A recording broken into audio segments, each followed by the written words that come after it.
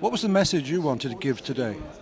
I think the most important message for today was that there should be a chance for peace, and this peace will not come from alone, it will not fall from the sky. We have right now the European governments, especially also the government of Germany, the country where I am a citizen from, which is giving always a double message, which is where the government is on the one side mastering and helping for the Minsk II agreement. On the other side, it is joining also a joint venture for a preparation for war against Russia. Very clearly, we have the announcement for the European army, the EU army, since a couple of days, where my defense minister, Frau Ursula von der Leyen, was supporting this with an outspoken anti-Russian intention. I think we are now in red alert for working for peace, and to working for peace we should, everyone should support the initiative of Jean-Luc Schaffhauser.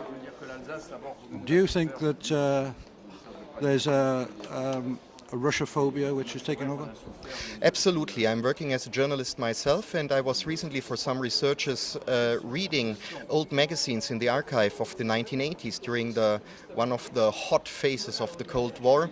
And what I was seeing there was really shocking. The Russophobia we witnessed today is not even close to that we witnessed in the 1980s. What I mean, the Russophobia today is much, much more than the Russophobia we witnessed during the Cold War times.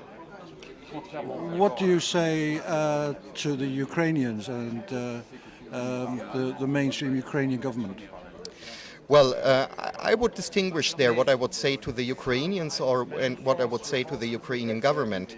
I would really advise the Ukrainians to be very careful who is meddling on their behalf in their state, because we know that there is a playground for Western NGOs, there is a playground for Western mercenaries right now, and this will not lead the country into prosperity. It will lead the country into a really, really destructive war. A war we see already in the east of the country, but this war can really very quickly spread into a war including whole Europe. And this is what I would say the Ukrainians, that they should insist on their sovereignty and not insist on the help of NATO and the European Union.